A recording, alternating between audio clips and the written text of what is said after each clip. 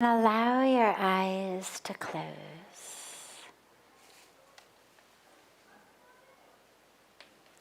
And allow yourself to really fully arrive here to this moment, here to this breath.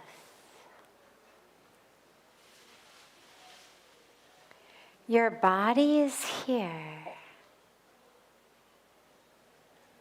but where is your awareness? Where is your attention? Where is your focus? Let all of that come here too, right into this very moment, right into this very breath.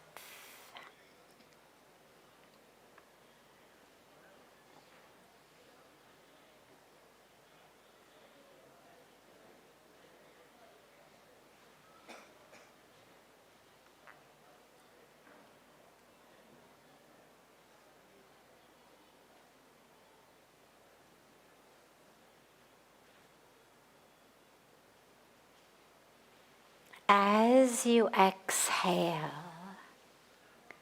on each exhalation, just allow yourself to drop deeper and deeper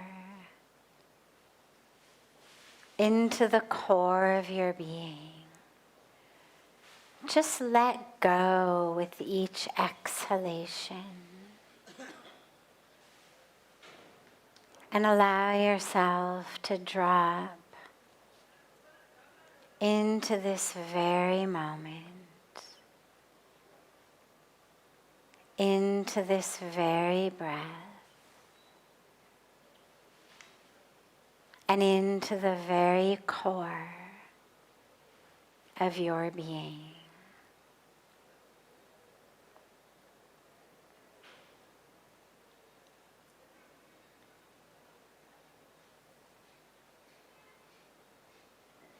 There's so much that keeps us living on this superficial level of identities and personalities and desires and histories and all of the different ways we identify ourselves.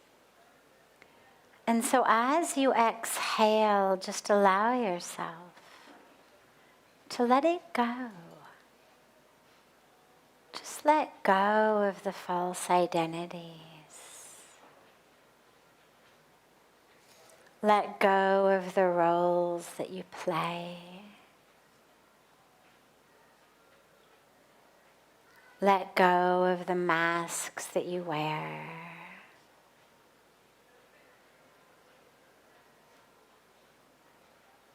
Let go of the drama that you tell yourself about who you are and what the world is. Just breathe it all out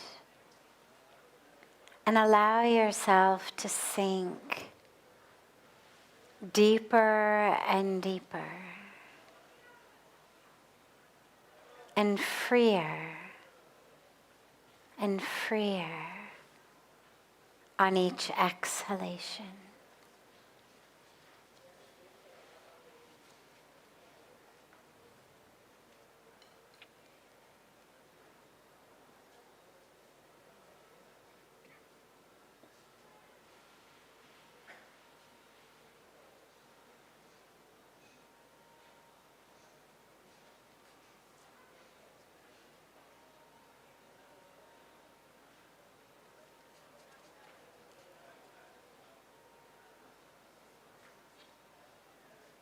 And notice as you sink deeper and deeper into the core of the self, how that inner experience of awareness just keeps expanding and expanding. The more you let go of, and the deeper you drop, the more expansive and more spacious it is. Allow yourself to just expand into that infinite spaciousness.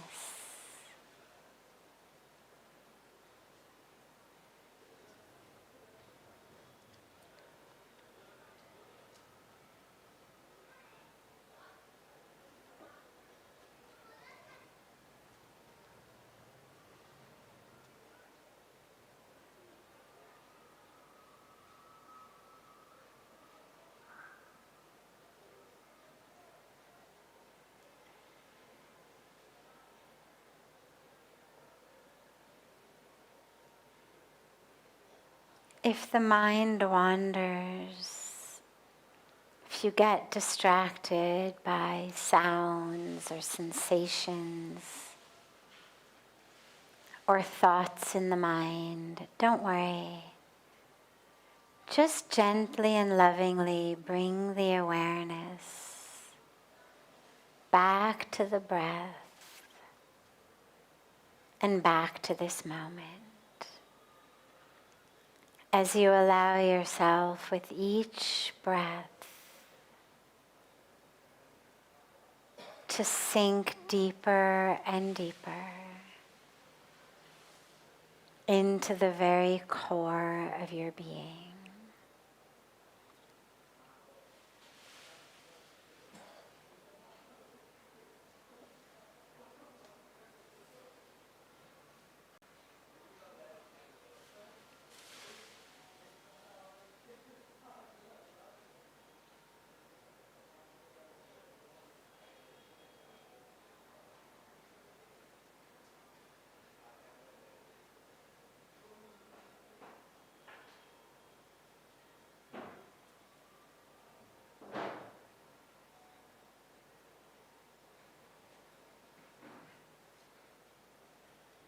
Slowly and gently, bring the palms of the hands together at chest level in Namaste, and gently rub the palms of your hands against each other.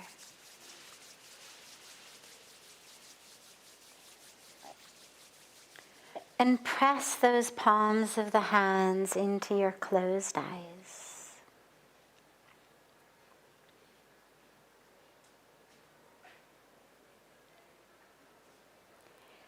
Slowly lower the hands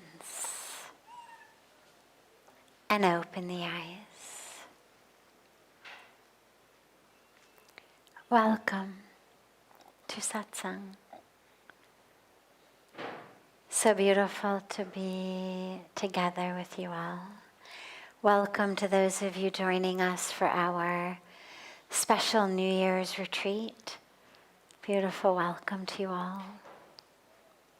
And we start, as always, with a question that's come from our family joining us online through this great gift of technology.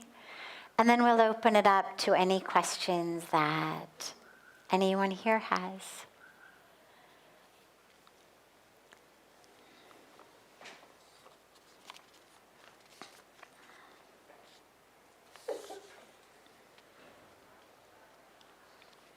How can I be happy? Asked by Barbara on Instagram. So,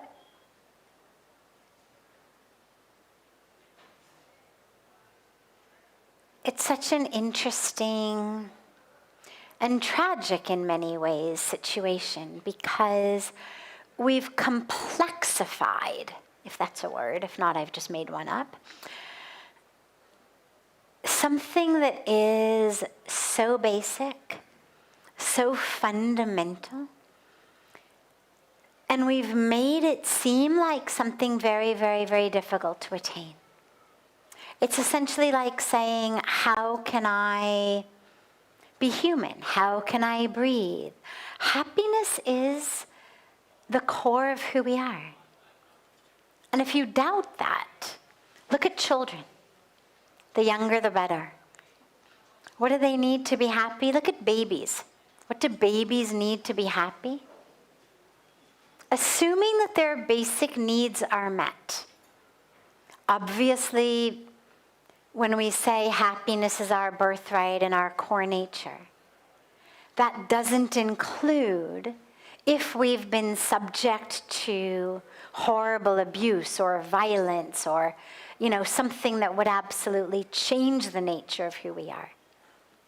But assuming that children's bellies are full, assuming their diaper has been changed, assuming that they're not super overtired, what do they need to be happy? Their own toes? I mean, literally. Put a kid on their back, and as long as they're fed, they will play with their own toes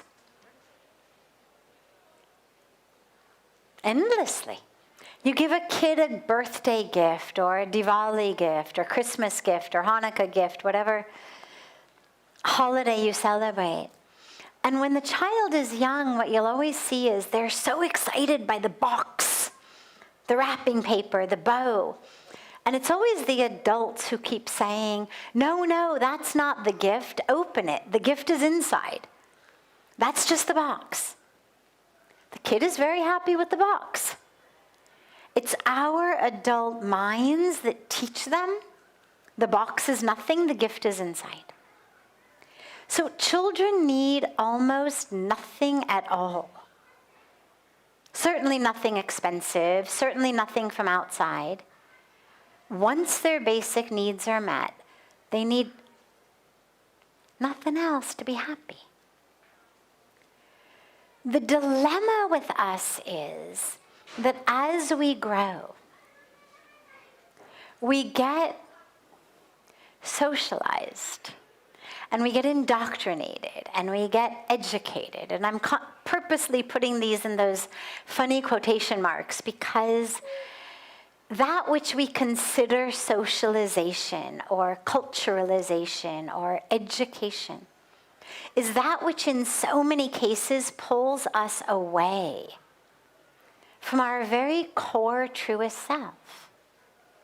We're the ones who tell our kids, A- isn't good enough. Why didn't you get an A+? Or B isn't good enough. Why not an A? Second place isn't good enough. Why aren't you first? Your cousin is first. Your brother is first. Your sister is first. We are taught to be unhappy with what we have. Very deliberately. I used to volunteer when I lived in America. I used to volunteer at the Special Olympics, which is the Olympics for children who are handicapped. And they do something very beautiful there. In the normal Olympics, you've only got first place, second place, third place. Blue ribbon, red ribbon, and whatever color third prize is, I can't remember. At the Special Olympics, though, because they're children, and especially because they are special needs children, everyone gets a ribbon. So if you've got 8, 9 kids competing, you still have first place is blue and second place is red, but you're going to go all the way down to like pink and turquoise, and so that every child gets a ribbon. And what you would see was these kids would be trading. So you'd see one child with 5, 6 blue ribbons, all first places. And they're trading them for like turquoise and pink and magenta and, 9th place and 7th place. Because who would want all blue, right? I mean, if you can have magenta and pink and turquoise, why would you want only blue? And what it shows is that when you've got kids who are what at the time prior to a lot of political correctness and new ways of vocabulary, children who used to be referred to as retarded. We would consider them mentally handicapped. But actually, there was something so much more mature and beautiful about it. But when you take kids who haven't been cultured, socialized, educated in the way that the normal kids have been,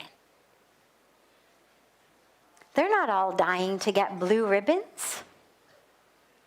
In fact, the one with the most variety of colors is the one who's, most envied. Oh, you've got magenta and pink, wow. And it was such a beautiful way of re-understanding competition and how there isn't something innate in us, but that we have to be taught. If you're not first, you should be unhappy. We learn that getting the red ribbon is not good enough, or getting the turquoise ribbon is not good enough. And for kids who don't learn so well, magenta ribbon is great, turquoise ribbon is great. So our happiness gets literally educated out of us, socialized out of us, cultured out of us. We're taught directly and also indirectly, as we see the way our parents are. Oh God, that other person got the raise, I should have gotten it, I'm miserable. So we learn, oh, okay, this is the kind of thing to get miserable about. We learn what to be happy about and what to be miserable about. We learn what it should be enough and how nothing's ever enough. And what's so interesting is if you ask people, and this is universally true across cultures, across religions, across socioeconomic statuses, that once, like children, like babies need to be fed, they need their diaper changed, as adults, once our basic needs are met, so once we are above poverty to such an extent that we are not worried about where's our next meal going to come from. We're not worried about where are we going to sleep tonight. Or we're not worried about a roof that leaks and it's the rainy season and we don't have money to fix it. We're not worried about how to pay for medicine if someone gets sick.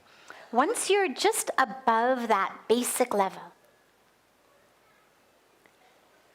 across the board, the stuff that brings us happiness has nothing to do with money. People with more money are not more happy. Again, once you're out of abject poverty, sleeping on the streets takes away your happiness. But once you are out of that, more does not equal happier. Science has shown this over and over again cross-culturally. That which makes us happy is meaning and connection.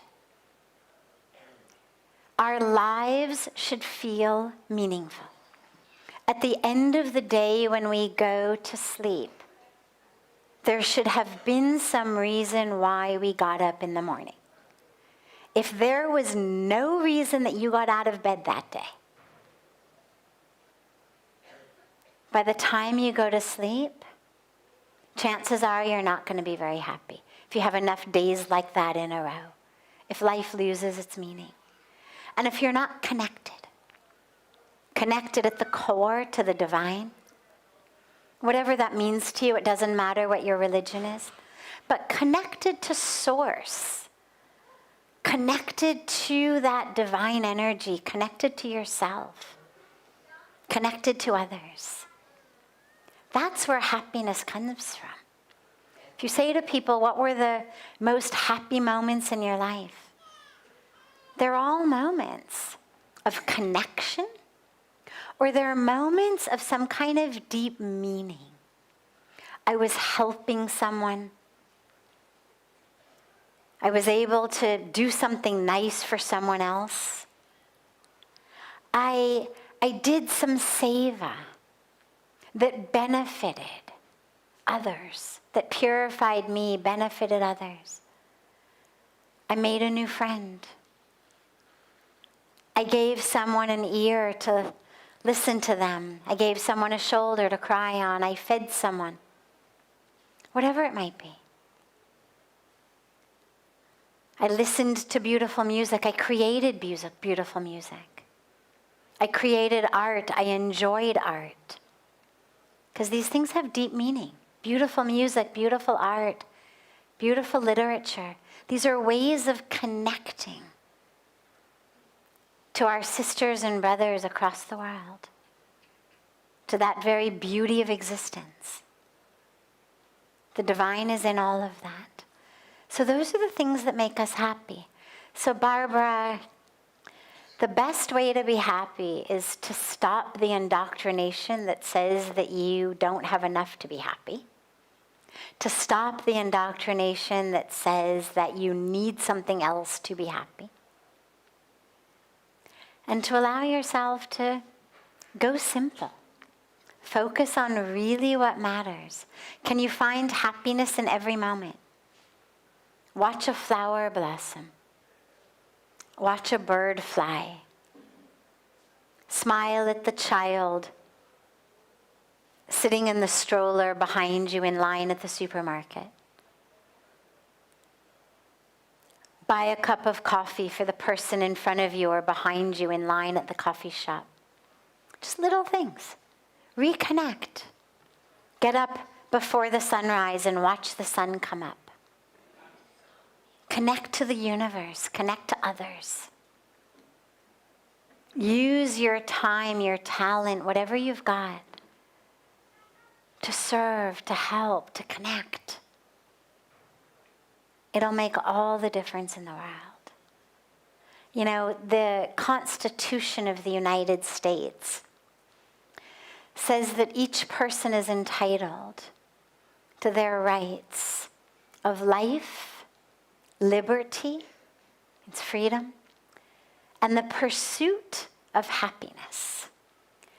And while that sounds really great, I actually think it is one of the greatest forces of harm in the Western world, but that has now infiltrated into the Eastern world as well. The idea, because everybody has to learn this in school, life, liberty, the pursuit of happiness, like that is my right. I shall pursue happiness. And what that teaches us from a very young age is happiness is something to be pursued. Go out there and find it. Grab it, get it, chase it down. Which means, of course, by definition, you don't already have it.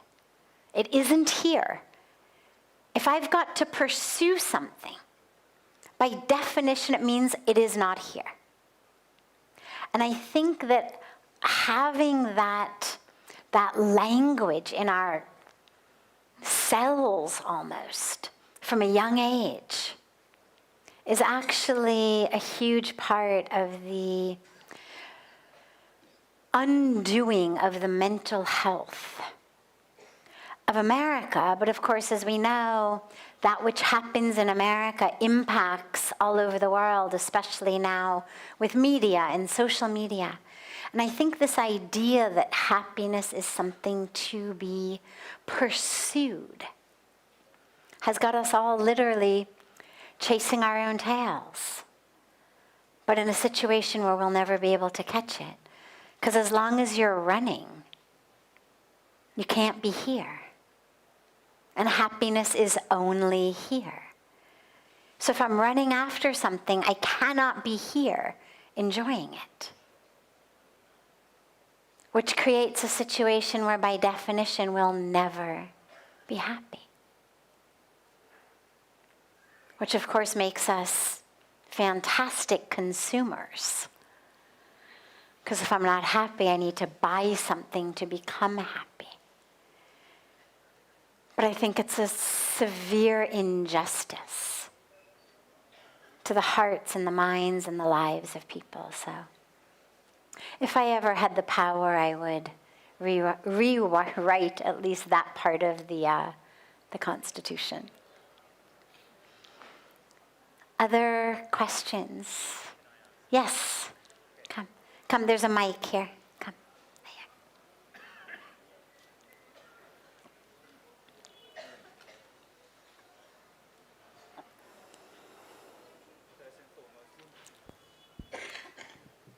First and foremost, I was just hearing what you were saying about winning back your power during the Aarti.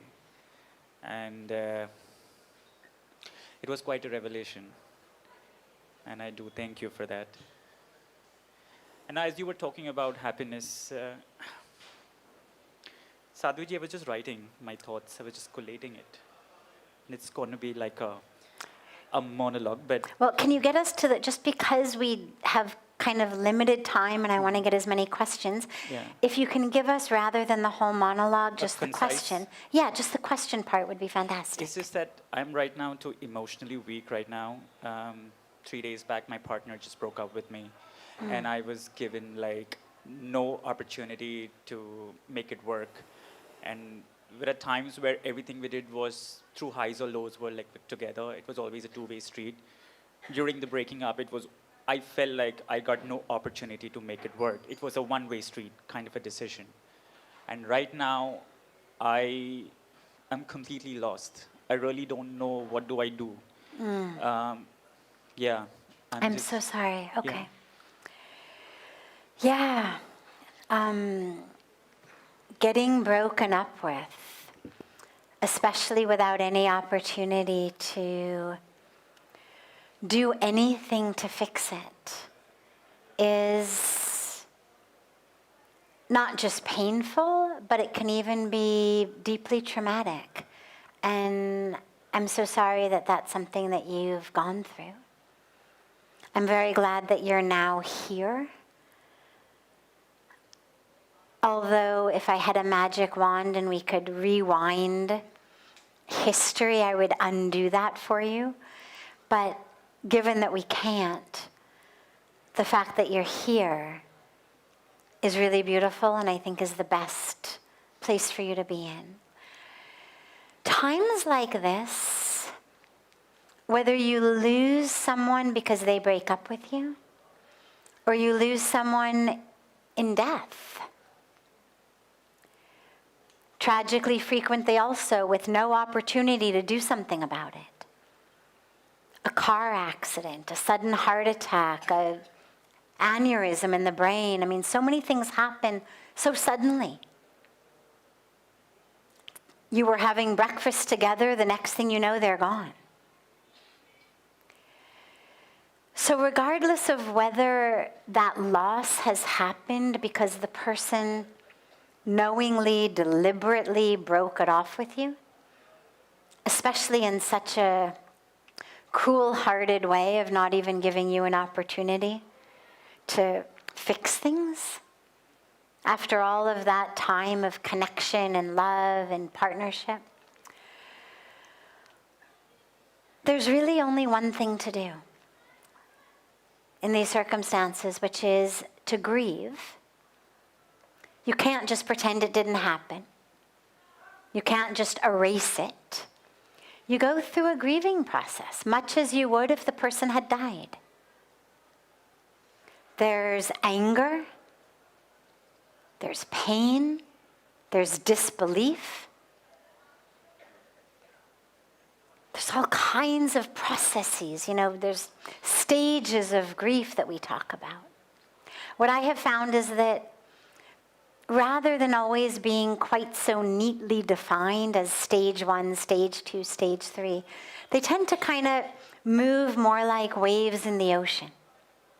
There's anger, then there's pain, then there's even like laughter and joy because you'll think of that person, remember something, you'll smile, you'll fill with joy, then you'll remember that they're gone. The pain resurfaces or the anger resurfaces. All of these will be there. And you've got to just let yourself be open to that. There will be times where you want to punch them. There will be times where you want to just fall at their feet and cry and beg them to take you back. There will be times where you hate them. There will be times when you hate yourself. There'll be times when you hate God. It's all part of the process. Just allow it. There's no right way to grieve. There's no right timeline.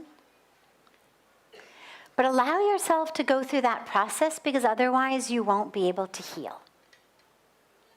And you will find another beautiful partner to walk your life's path with.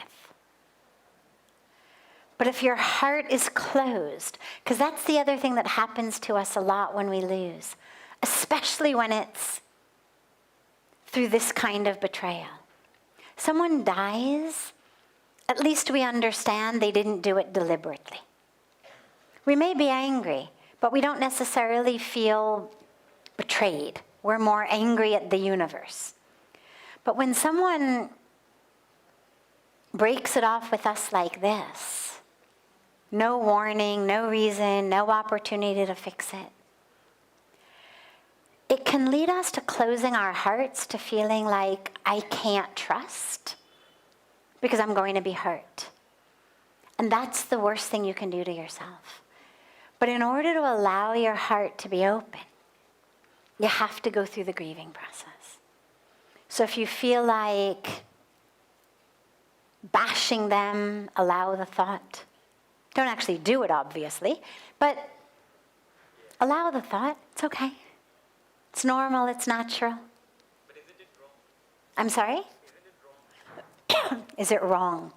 You know, thoughts are neither right nor wrong. The dilemma with thoughts, well, let me back up for a moment. One of the great boons, you can say, of Kali Yuga, and this was not true in other yugas, but one of the great boons of Kali Yuga, because the universe knew that we were going to be in trouble in Kali Yuga. Darkness, ignorance. And so one of the boons of Kali Yuga is you do not get negative karmic fruits for bad thoughts as long as you don't act on them. But you do get good karmic fruits for positive thoughts, even if you don't act on them. So we've been given kind of a little bit of a karmic handicap. You know, if you golf, you get a little handicap, means you get extra points. You get to, start a little bit ahead. So the universe is kind of helping us out a little bit here. Negative thoughts don't lead to bad karmic fruits unless you act on them. The problem is most of us tend to act on our thoughts, which is why you've got to be really careful. And also thoughts end up, polluting your own mind. If you think angry thoughts, it hurts inside. But sometimes just having a visual image of, throwing a whole bunch of eggs or tomatoes on them can give you just a little bit of satisfaction. That's just kind of enough for the moment, and you're able to now let go and move on. So don't feel badly if you have thoughts like that.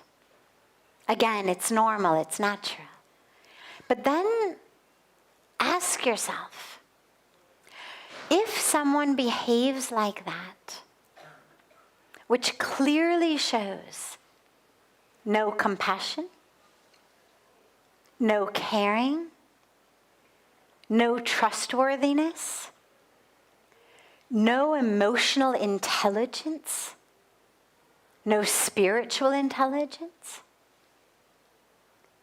why am I going to let my self-identity be defined by someone who has just proven to me they have no emotional intelligence, they have no trustworthiness, Why would I take their impression? Right? I mean, they've just shown themselves to be what they are, which is not someone you want to trust, not someone able to be present in the moment, not someone who cares about connection, not someone with their values or their ethics or their priorities in the right place. Just because that person doesn't want to be with you, why would you take that impression and feel miserable about yourself? Right? I'm hurting right now. I'm sorry? I'm hurting right now. You're working on it. I'm hurting. You're hurting. Of course you're hurting. Of course you're hurting. And that's going to just take time. It's just going to take time. Unfortunately, there is not a Band-Aid for that. I wish there were. There isn't. Other than just time, and allow yourself to stay in love in general. So take that love in you, and I don't mean go out and find another partner right away, but use that love with others. So do some beautiful seva. Feed hungry people. Work with poor people. Work with children. Plant trees.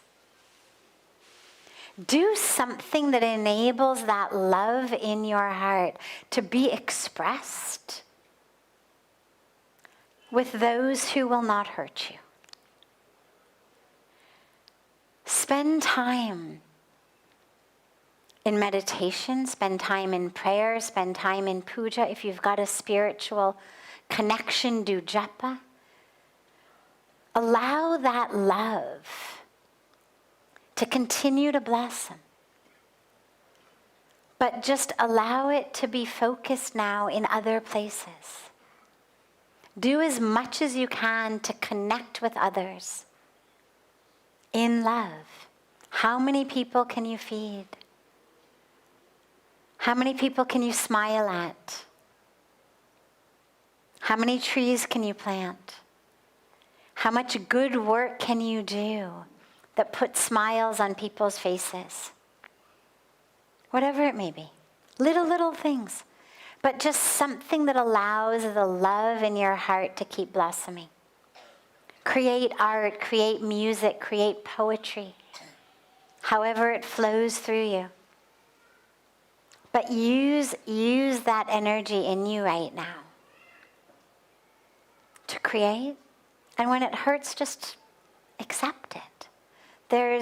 We know scientifically that a broken heart literally is processed in the brain and in the body the same way that a broken bone is. So when you say it hurts, it literally hurts. And anybody who says to you, oh, get over it, is like saying to somebody who fell out of a tree and broke their arm, oh, just get over it. You don't need the cast, just pick up that suitcase. Of course you can. Well, no, you can't. Your arm is broken. It hurts.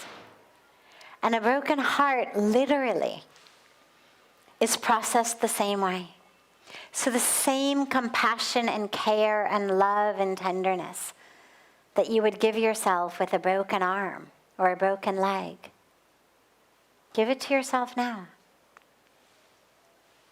Yeah. Of course, wonderful. I'm glad you're here. Yes. What is your name, by the way? My name is Siddesh. I'm sorry? Siddesh. Satish. Siddesh. Wonderful.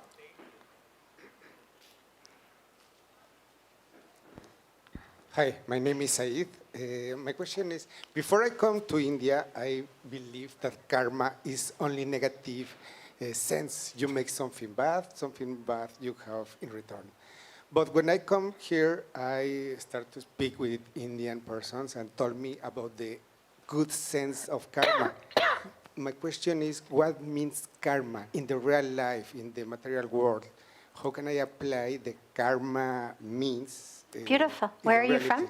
Mexico. Wonderful. Welcome. Thank you. So karma literally means action. That's actually what the word means, action. Karma means action. The law of karma is a scientific law. If I plant an apple seed, what am I going to get? Apple tree. If I plant an apple seed, I'm not going to get an orange tree. In the same way, the law of karma says, whatever you do, it's a seed. And that seed will grow and that seed will blossom.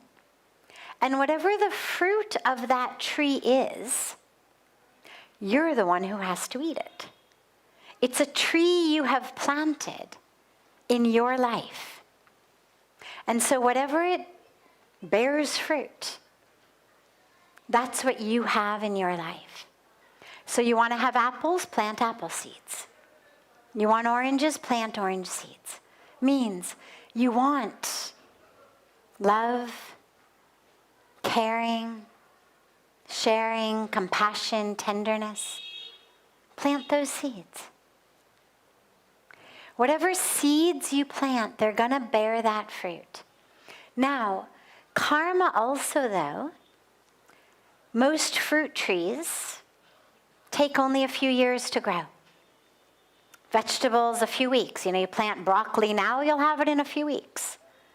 Plant an apple tree, a few years. But karma sometimes takes lifetimes. So sometimes the fruit that we're getting now is because of seeds that we planted in a past life. And that's why sometimes you get things that don't necessarily make any sense whatsoever. Those are the times where the seeds may have been planted in a past life. But there's another aspect of karma also, which is, I believe that it goes not only backwards, as in today is the effect of the cause that was before, but I think sometimes it also goes forward. Sometimes there are things that happen that may not have a karmic seed from the past, but that which is happening is sort of a seed that the universe has planted because of that which needs to grow for the future. And I think about things like that when I think of massive tragedies. Lots and lots and lots of people losing their lives in some natural disaster, for example. Rather than thinking of it in a way that all of them had done something similar that created a situation where together they were going to die in this way, I think about it sometimes as the universe teaching us. A lot of the disasters that are happening these days due to climate change, for example. The floods, the avalanches, the tsunamis, all of the earthquakes, all of the natural disasters that we're seeing. I don't necessarily believe that all of those who are losing their lives due to it are losing their life because of something collectively that they might have done, but rather that on some kind of soul cosmic level, they agreed, their souls agreed, to come together to teach the rest of us a lesson. And that only when you lose lots and lots of people at once does it become front page news and a big thing, and then people sit up and pay attention. So most of the time, almost all of the time you think about karma, it's something from the past. But just to give you the fullness of how I think about it, I think every once in a while there's something that doesn't necessarily have an explanation in the past, but the explanation rather is in the future. And that today is the seed for that future. But yeah, so it's neither about good or bad, interestingly. It's not about rewards and punishments. It's simply about you getting those fruits of what you've planted. But the last and very interesting and important piece is that unlike other natural laws that are just laws of the universe, this one actually has your best interest at heart. Ultimately, the end goal of the law of karma is that you should recognize the truth of who you are. That's the goal. The goal of gravity, right? Gravitational pull just brings us together magnetically. That's the goal. But the goal of the law of karma is actually not about just some magnetic pull. But the goal of karma is that you recognize who you are, that you wake up, that you have an experience of knowing who you are as the divine.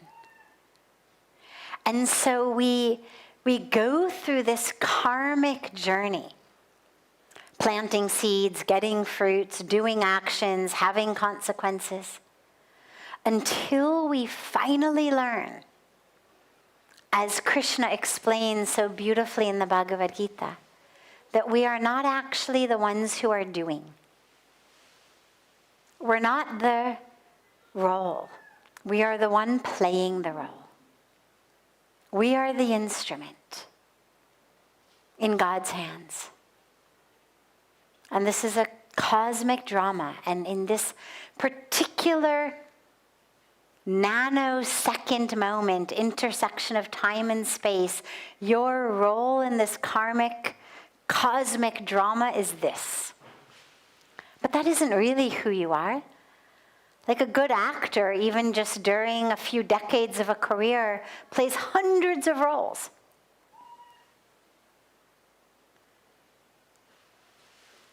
This soul, as it takes birth, plays so many different roles until we finally wake up and realize, oh my God, I'm not the role. And that's the ultimate goal. So rather than thinking about getting good karma rather than bad karma, ultimately it's all something you're going to have to eat. The ultimate goal is to be free from the fruits entirely, free from this whole cycle of gardening entirely, which only happens when we realize it's all in God's hands. I'm an instrument in this nano moment, playing this role. But I'm not really the doer. It's just that doing is happening through me. But it's all God. And so we surrender. And in that surrendering, we wake up to the experience of who we really are. And that's what it's really about. Beautiful. Have a beautiful rest of your evening, everyone. A beautiful day and morning to our family joining us online. And again, a welcome to all of those of you joining us for the New Year's retreat.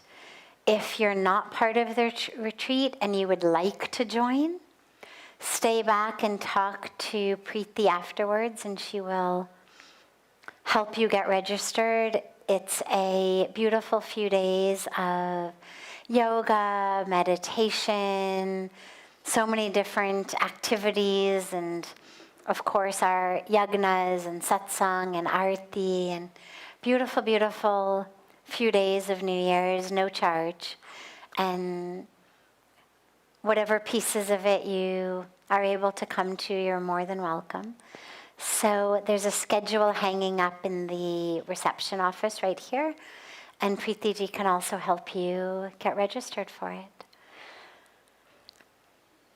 And I look so forward to seeing you all again tomorrow. So much love to you all.